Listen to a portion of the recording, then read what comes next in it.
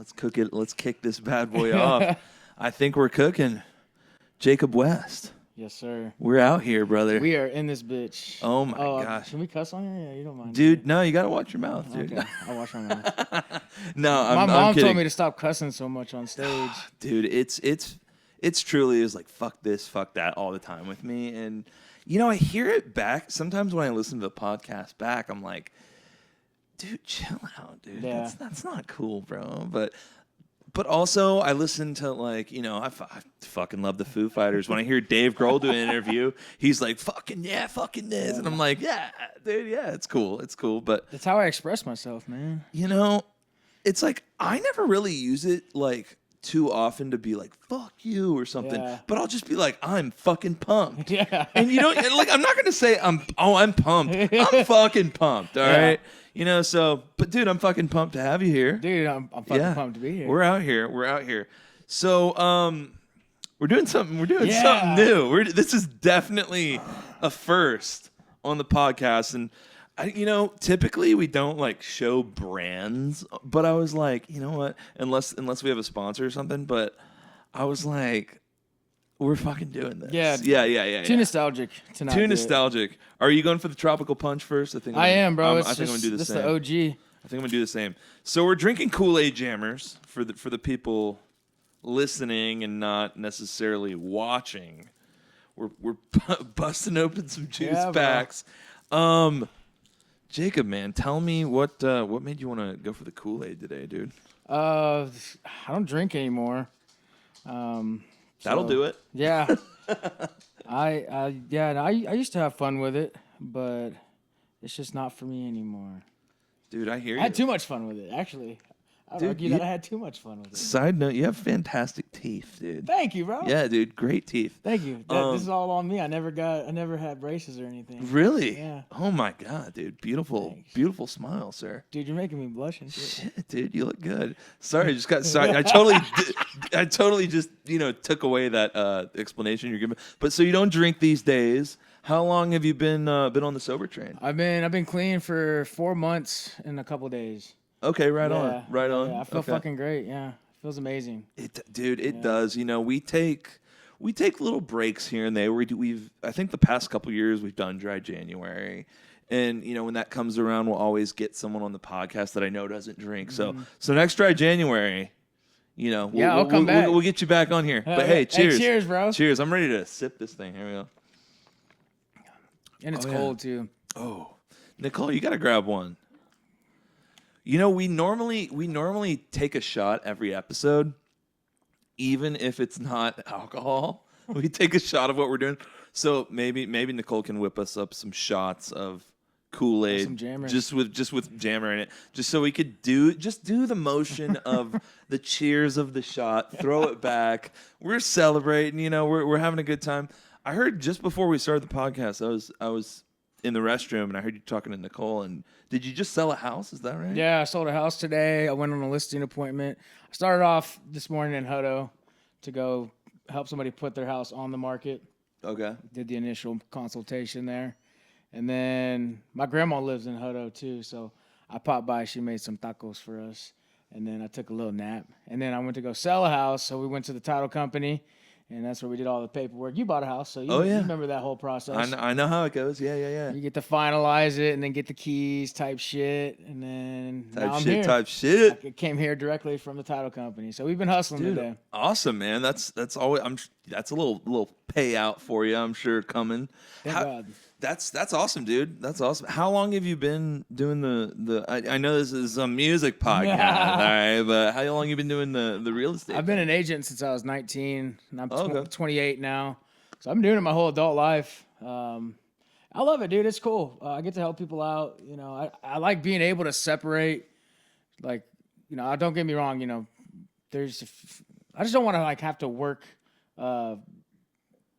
music to support my life, Dude. I like separating the passion from the hustle bustle. I respect the shit out of it for anybody that does have to do it, but yeah, I love having my moments of doing it and then separating it, having my life. Dude, I'm the exact same way, and it's not to knock people that are wanting to grind out doing music full time or anything. But I just know for me, it sounds like it's the same with you. Just for yourself that you're maybe happier or more productive or you have more energy, whatever it is, maybe all of the above. When you can have a day job or a career or something outside of music to pay the bills, and then music can be more of like a creative endeavor. Yep. At least that's how it is for me when I get to do it.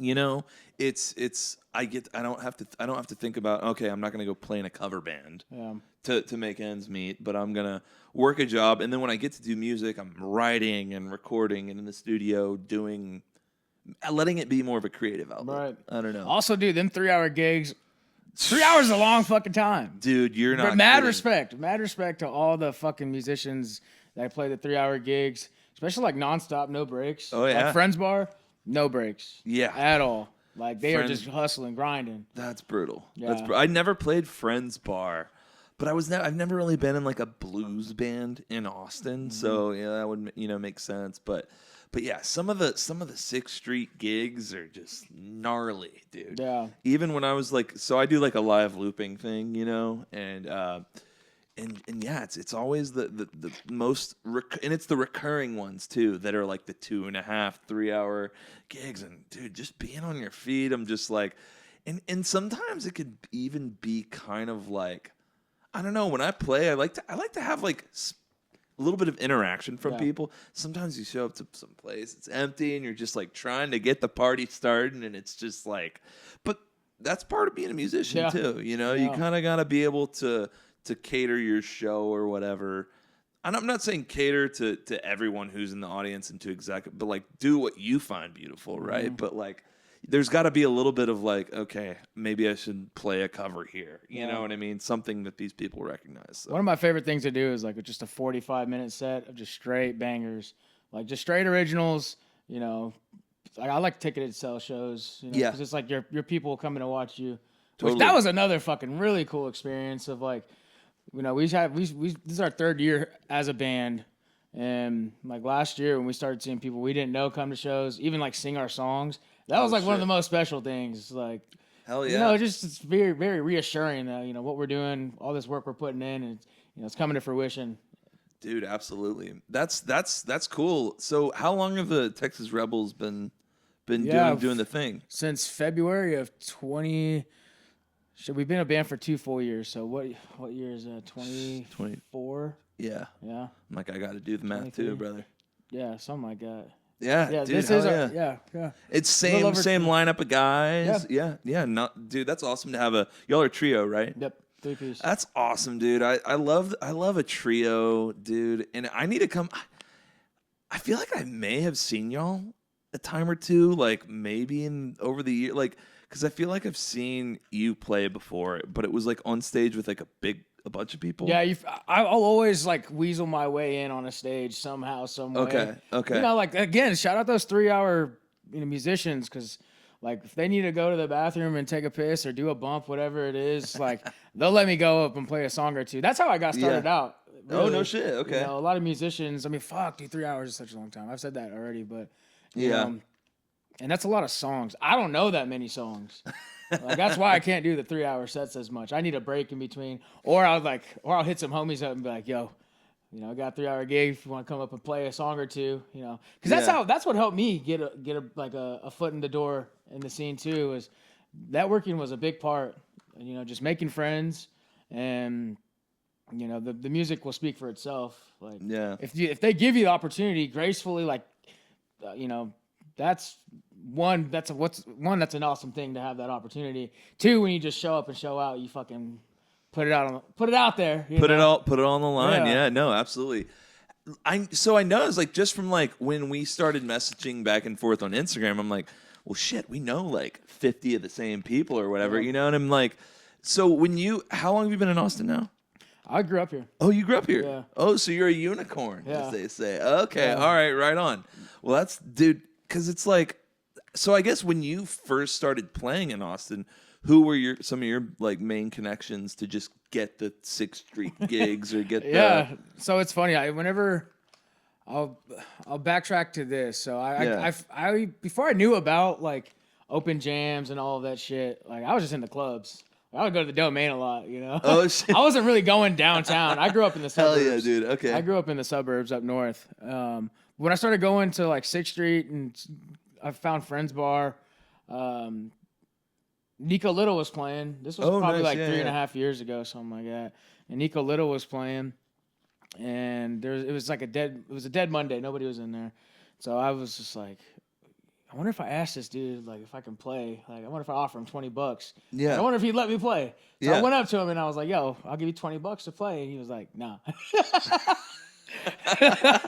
That's amazing. Then he ended up letting me come up, and I fucking ripped it. And then I just kept coming around. I kept coming around, and he ended up not actually wanting the $20, so that was nice. That's cool. Yeah. Shout out Nico. Hell And then yeah. he was like, "Yo, now you play another song." I was like, "Okay, cool." You know. That's fun. And then every time I would come around, he would let me play, and so that like gave me a lot of confidence, and that made me feel it felt like welcoming, into the music scene here because it's a close knit scene, Definitely. in Austin.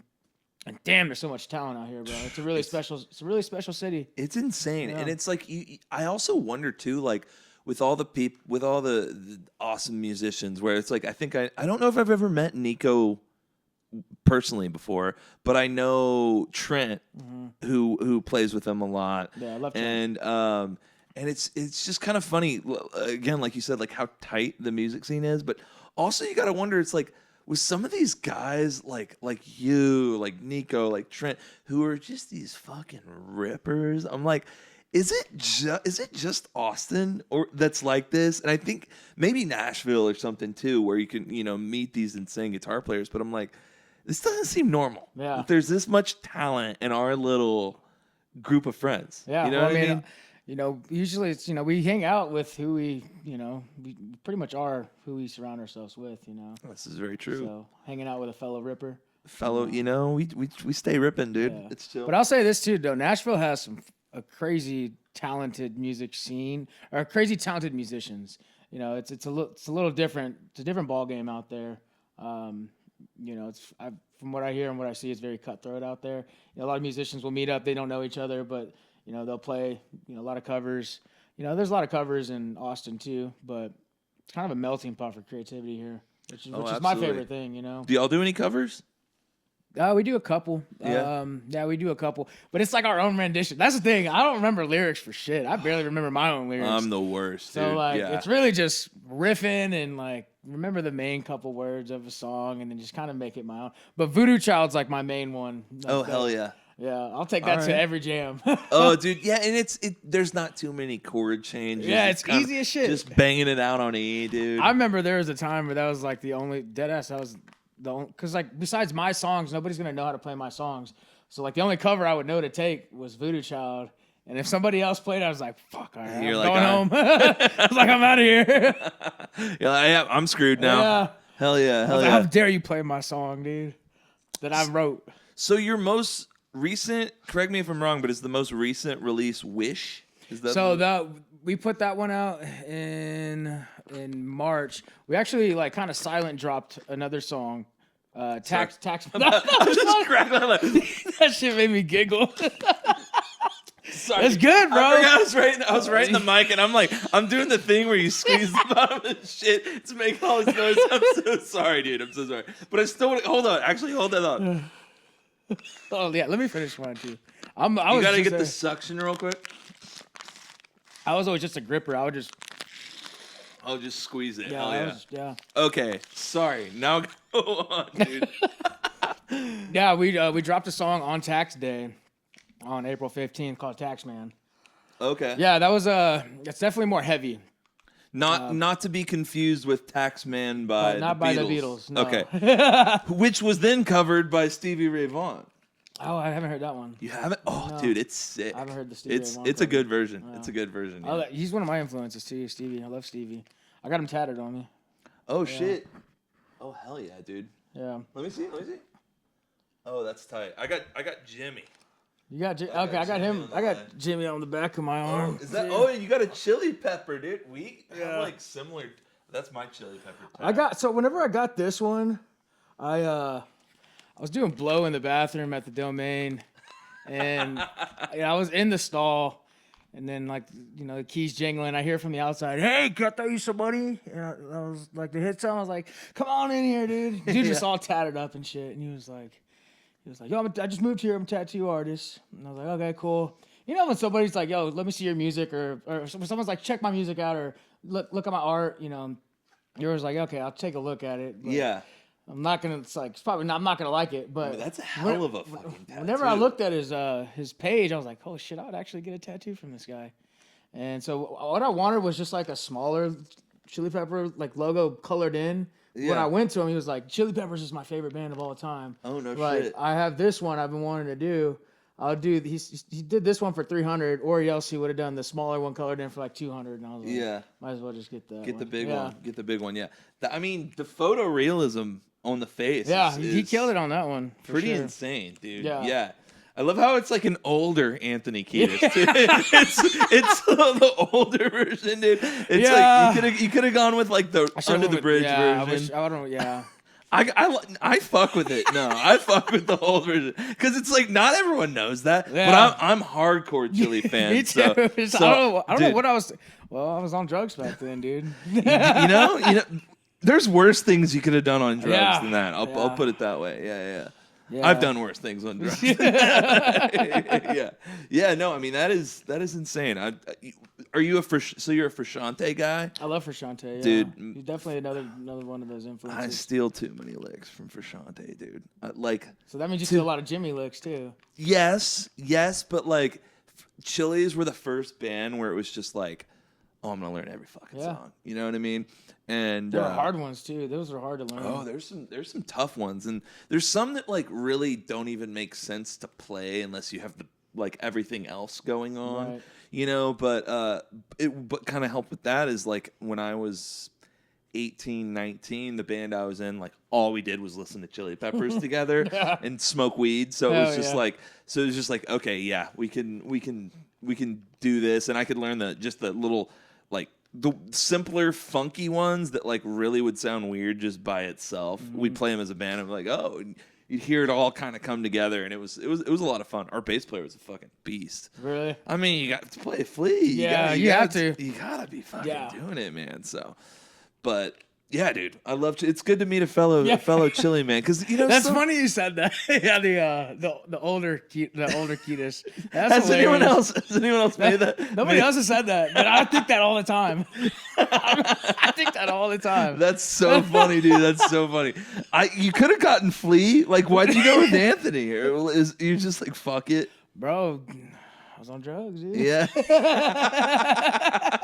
Could have put John. Could have put Chad in there. I should have just put like an older Kiedis. Oh, I didn't. He already had it like drawn out. Okay. You ever just like Gotcha. It was almost like one of those moments where it's like, you get a haircut and they fuck your shit up. And you're like, oh, I love it. Let me just do that to my skin. Forever. Yeah, let me just.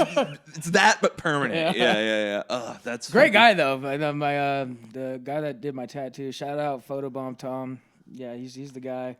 He did like my chest piece and my stomach piece. Usually I like on stage, I don't even wear a shirt. So dude, I've seen you. I've seen the shirtless guitar solos. I've seen that. It's pretty fucking hot, dude. Thanks, man. I like that. What is that? Is that just? Do you just go on stage shirtless every show? No, I rock like the first 2 or 3 songs. So it's the chili, very chili peppery of you. I just be sweating. It's better to just take the shirt off than get the shirt all sweaty. I look at a guitar and I start sweating, dude. Man, I haven't taken my shirt off. I took my shirt off. Actually, I did kind of recently. I was playing it, but I was playing at Cabana Club. Okay. You ever play there? I've been there. I've been played there. Yeah. Play outside or inside? I was playing outside, and I had a loop going, and I had like some guitar and some drums I looped on a pad, and I was just like, it's kind of fucking hot out here. Fucking had my swimsuit on, so I just in the middle of a song had the loop going, just jumped in the pool, and I was like, hell yeah! I remember they were doing like an Aperol spritz, like promotion thing, so I was like drinking an Aperol spritz. I'm like, I'm getting fucking paid. Like this is the shit right now. But what's y'all's next show coming up? When y'all playing? I didn't come see y'all. Let's see. Well, we do an open jam every Thursday at Austin Garden as a band. We have quite a few private events for May. Those pay well. We like those. We like those. We're playing ACL live on June 3rd. No cool. Shit. Yeah. Is that ACL like live at 310? It's like the they have like a couple different venues. Yeah, that's the smaller one. Yeah. The small, but sick venue. Yeah. How did that? Are you opening for someone? Yeah, we're opening for somebody there. I can't remember exactly who. But no, it was just another networking thing. It was like it was the previous South by. We played like this, we played this show at Lowdown Lounge. It was fun, and two random people that were there, Zach and Sam. They were dope. We fucking chilled and just drank all night with them. Yeah. And then they were like, it was one of the, you ever meet people and then they're like, yo, dude, we should do this or do that. And then like never see them again or talk to them again. Yes. They were like, dude, we know these people that work for ACL Live. Like, dude, we should connect you with them. And I was like, sure. Like, cool, yeah. We'll see. And then we got a fucking email from them. And I was like, damn, these some real people. That's some cool. Real ass people. That's like a 98 times out of 100. It's the latter. Yeah. That's funny. Cause I feel like that's a cocaine thing. You know what I mean? Where you got plans to we're gonna start an app or we're gonna start a company. Let's start a band. First band practice tomorrow. You're like, and then you call each other. Maybe you don't even call each other next day, and you're like, yeah, dude, I don't want. They should make some type of like if you Should we do the shot real quick? Sure. Let's do that. A Kool-Aid shot. A Kool-Aid shot, dude. Cool. A little zestiness, a little grapefruit. Okay. Cheers. You've got your mic too, Nicole. You can chime in. To my sponsor, this is not alcohol. Cheers, guys. Oh, it does have some. A little sauce on it. Okay, that's kind of funky. but sometimes you need a little bit of, I don't know. Sometimes that I don't know. For someone who does, still drink, I'm like, sometimes I like the burn a little bit, It's like, sometimes I've wished just like they have NA beer or like NA wine, Are you of NA beer? Nah. NA wine? No, you say nah, fuck that. Yeah. Fuck Why that. not? You just no. I was more of a liquor drinker, anyways. Okay, same here. Yeah. I don't really drink beer, but I'll do an NA every now and then. Yeah, I don't know. I just never really. Right now, I love working out and shit, and trying to get sexy. Dude, so you're sexy. So I'm just like, I don't want to drink like a fuck. That's like a lot of calories for a shit taste, I hear you. Yeah, and you're not getting the effect even. So yeah. Yeah, that too. An NA IPA, psychopath. Yeah. So there's been some times where I've wondered if they had like a NA, not NA, but like a NA cocaine. Like a non-narcotic, like a NN, non-narcotic cocaine. Yeah, it's NNC. called drywall. Oh my God. Yeah, it's sugar, dude. No. God, but I wonder if that would if people were trying to quit cocaine, if that would help on a serious note. I don't think putting anything in your nose is good for you. Probably not. I used to vape a lot, and then I started doing Zins, and it's more of the oral fixation. Oh yeah. So I don't even have a desire to hit a vape. But I do like the Zins now. Oh, I've been ripping the Velos, dude. Yeah, I've been getting my Velos are up there. I'll take one actually right now. I'll pop one with you. Yeah. All right, my guy. I do love the my Velos. guy. The Velos are better. Yeah. As we sip on our Kool-Aids, dude. Hell yeah. This is as a kid, this is these are sixes, by the way. Right. This is kind of like the dream shit. The only thing missing is I kind of want to have a podcast where we also play fucking Nintendo 64 or something, cool. And just eat candy and shit, and just do maybe that could be because the way we set it up. Sorry, I'm just jumping one idea to another, but the way we set it up, we could actually live stream it. Oh really? So and it would be pretty good quality. It would basically be the quality that we upload it to YouTube on, but. Yeah, I feel like it'd be dope to just maybe do an all night stream where we just chat, play video games, play Zelda or Star Fox or something, and Some then nostalgia. and just do it that way. I think that could be cool. Yeah.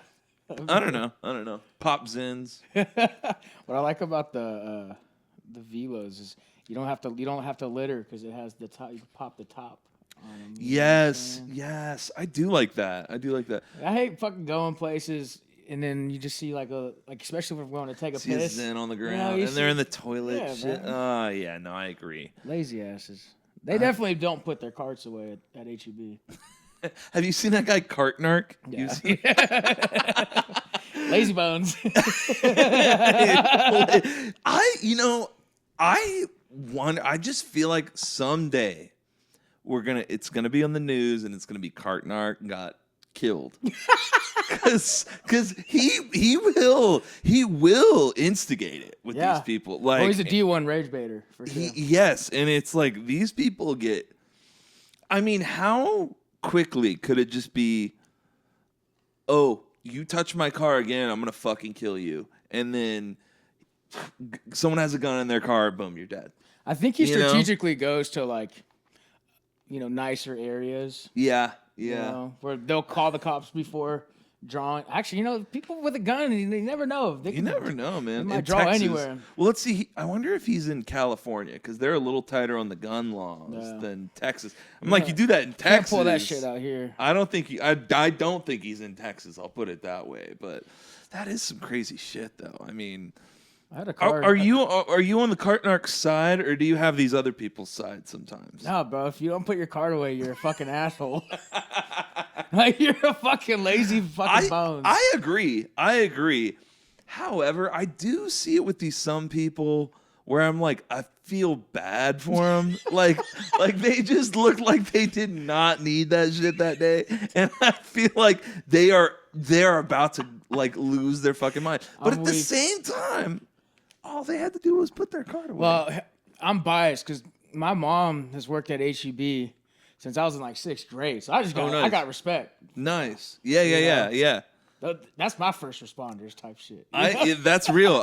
My first job was at a grocery store. Yeah. I was pushing carts and sacking groceries. Yeah, so I respect. Lot, You do, man. I feel like that first job, it was when I was 15, 16. I was like, I think it really did, as much as I hate to give my parents the credit that they it kind of does build character. Yeah.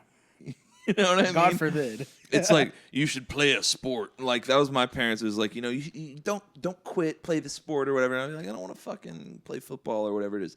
And it's just like, no, I'm kind of glad they made me do some of the shit they made me do. When you think back on your childhood and stuff, and the one thing however, it is kind of funny though, because the thing that they never ever pushed on me or made me even participate in was music. But that's what I wrote out into my adulthood. So I'm like, am I into it because they didn't push it upon me? Maybe. I don't know. That's perfect. Would I have still been into it if they made me learn piano or something? I don't know. Who knows? Were you playing music in your younger life? I picked up guitar in 6th grade. So my brother was the video game player. Hell yeah. He's a software engineer now. He's always been a computer video game player. He would whoop my ass, bro. He would kick my ass in every video game as a child. I would cry.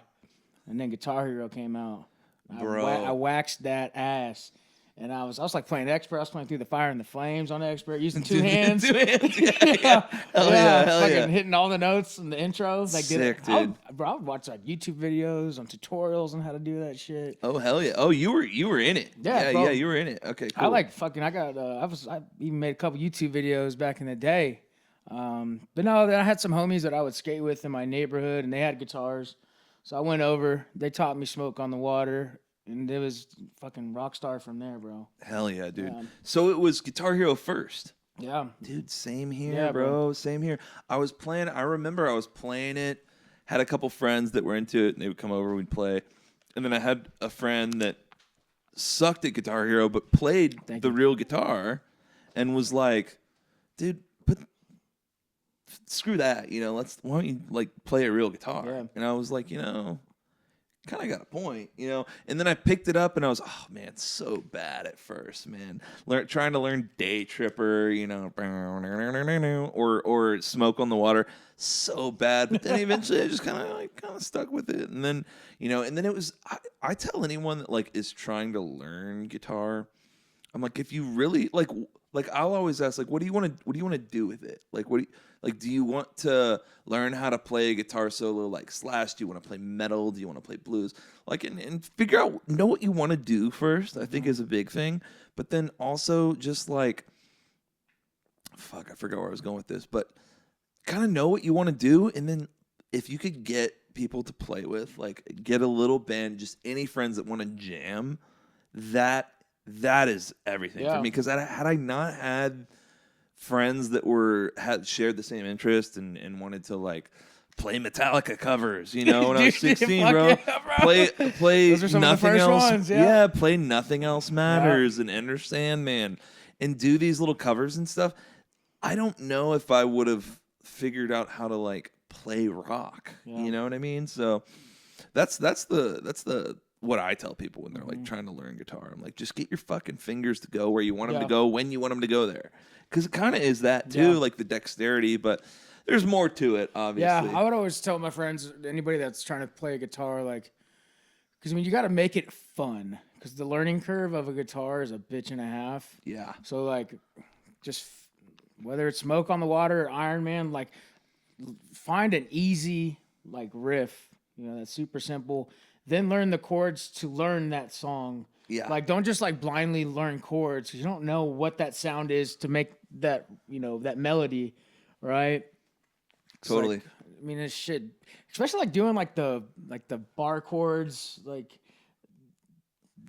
that's a weird ass shaping with the fingers. That shit low-key kind of hurts at the beginning. Yeah. Or you're doing that under the bridge chord where it's like, I remember the first time I learned under the bridge and you do that like weird D, you know what I'm talking about? Where that one. And then the Jimi Hendrix one where it's like the Purple Haze one, you know what I'm talking about? Like, those are weird. Yeah, like that one. Yeah, I know. Yeah. But bar chords in general, it's like, I think that is a big one, is the bar chords, is like once you get the major and the minor where like the root note is on the E, and then when you do them when they're the root notes on the A, I think those are like, you get there and then you start working on that and you start working on your rhythm and then you get there. But well, I always tell people to learn like riffs. Like, that's the thing, is I didn't learn full songs because I didn't have the patience, let alone like I wouldn't.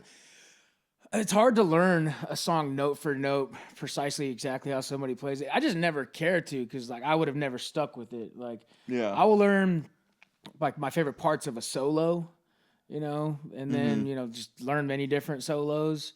And then ultimately there's 5-6 different styles of, guitar players. Then I just kind of make my own shit with it, 100%. Get my own style. 100%, man. When did like singing become, like, when did you start to get into the being a vocalist or like starting a band? What I really started singing, taking it like more serious like 3-4 years ago. Cause I would always like hit little vocal runs, like be pitchy.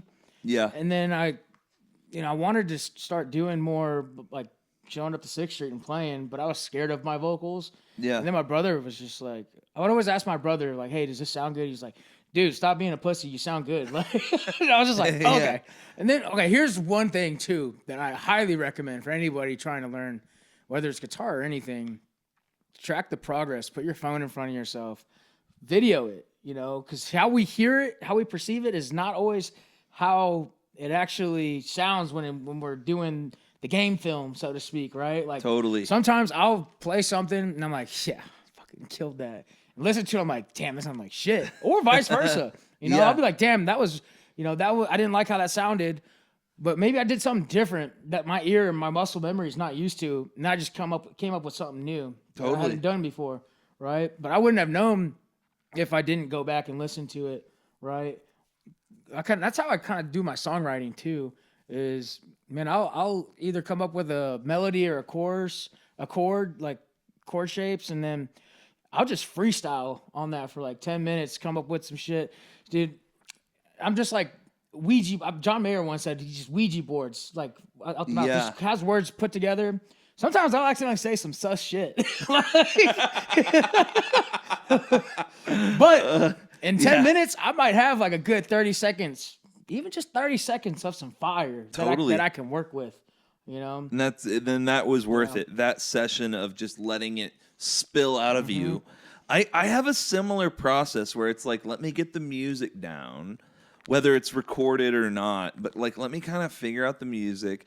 And sometimes the lyrics, I could like go into my phone where I have, you know, some ultimately just poems, you know, or a couple lines, and I'll just try to work it out, the melody, and try to sing that over. And sometimes it doesn't work. Yeah. And you're like, I'm just, you know, throwing that in the trash. But other times it fucking works, you know? And then sometimes you have a melody in your head, and then I'm writing to that.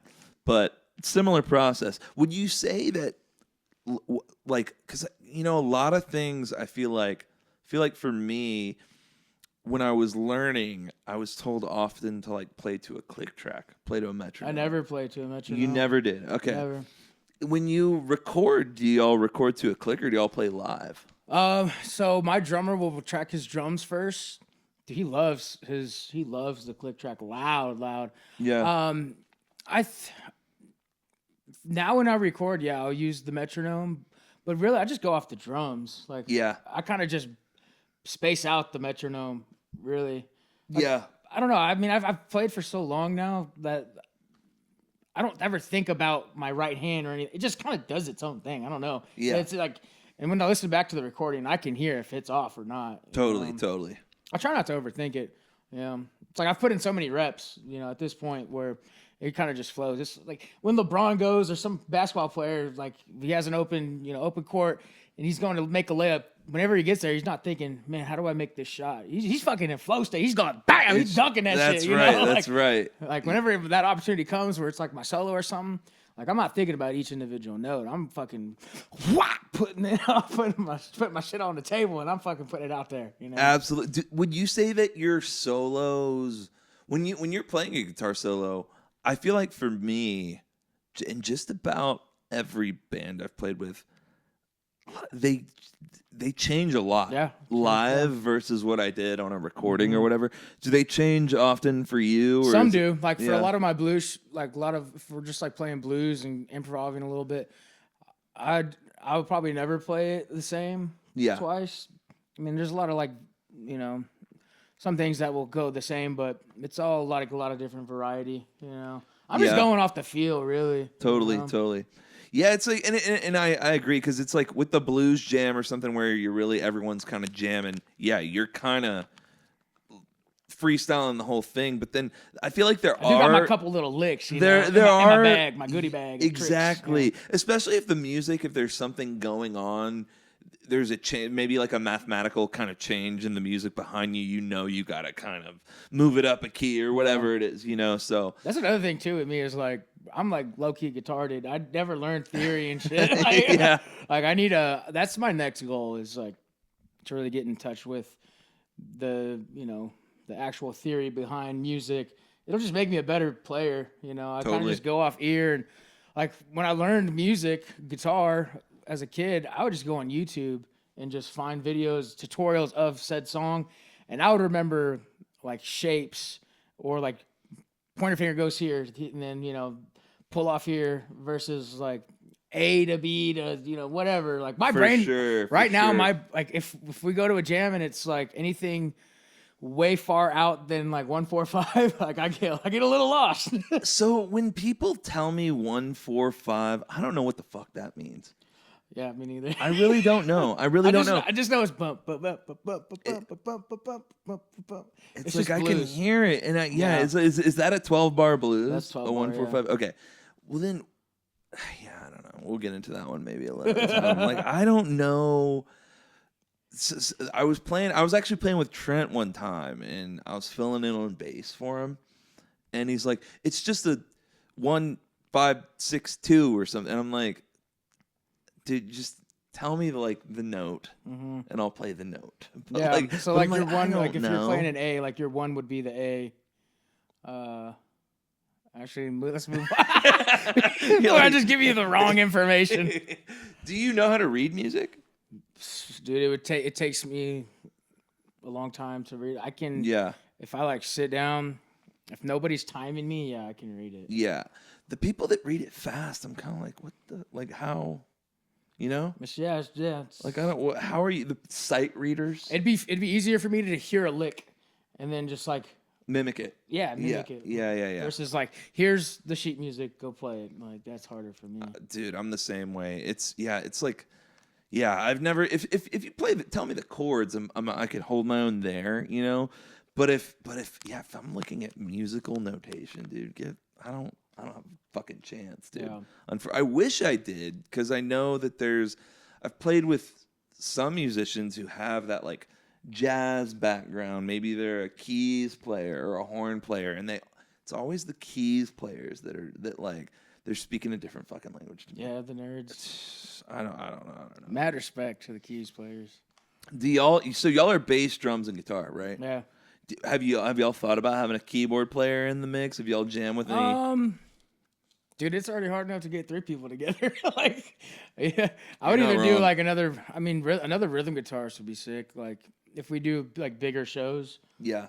actually, I would do a keys player over another guitar player for sure. Yeah. Yeah, it'd just be easier. Like, Yeah. I think, you know. It opens up certain like covers too, that like, you know, that the keys Yeah. are like a driving thing too. But Like, yeah. anything like, I mean, we sound full with a 3-piece already. Like, I'm really happy with how we sound. But dude, when you add another instrument, the more dynamic and it just sounds more full. Definitely. And they could just hit a button and now it's an organ and now it's could definitely hit a lot of different vibes. Yeah.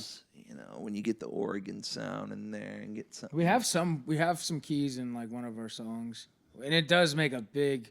It adds a lot more flavor and taste to the song. Definitely. Absolutely. Have you ever jammed with John Cherry? Yeah, actually, we have a song. It was funny. I love that guy. Dude, he's awesome. He's so funny. He was awesome. We did a got show with Nico. Hammered on the podcast when he came on. Yeah. I've had some good times with him, man. We all shared a bill together at Antone's. It was Nico, Louisiana Surf Department, Tellender, and our band, and John played keys in all the bands. And then before we went to go up and play, he was like, "Hey, you know, I want to play in all the bands tonight. Like, if y'all need us, if you need me, like, let me know." I was like, "Yeah, we got you." So we ended up, Hell yeah. we got a live recording that we put on our Spotify. It's called Fastlane. Okay. It's like one of my favorite songs to play live. It's just a 1-4-5 blues, like 12-bar blues. 1-4-5, brother. Yeah. And, you know, he rips it on that shit. He's really good. Oh, he's nasty, dude. Yeah, I forget what we were drinking when he came on the podcast. I think it was tequila. And we busted out the looper and the MPC. I had the MPC keys. So he was just ripping. I was making beats and we were just making shit up. It was a lot of fun.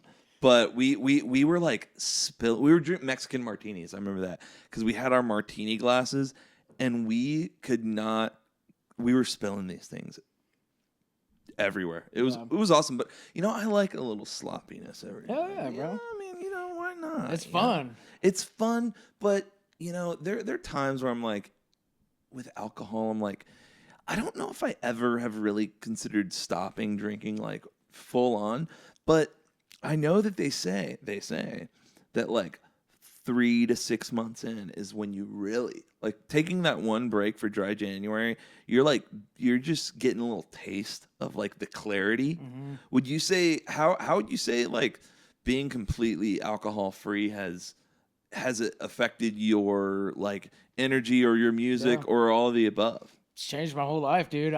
So I'm an addict. Like, I joined a 12-step program. You were going hard. I went full fucking rock and roll. Okay. But sucks I didn't even make it yet. You know. No, it's just my life was unmanageable. Like I fully admit it. You know, it's everything's so much better now. Like playing, working. Like I love sleeping now. No hangovers. No right? hangover. I love being able to go to sleep.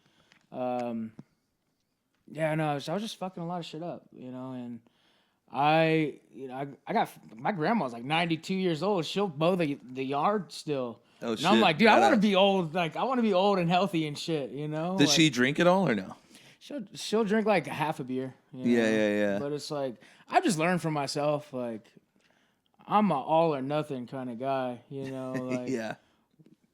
One's too many, thousands never enough, you know. Like, I For go sure. hard. Do you have, for me with shows, I always like every show, like my little pre-show ritual, if you will, is like a shot of tequila, and then I take a tequila soda on stage. That was my shit too.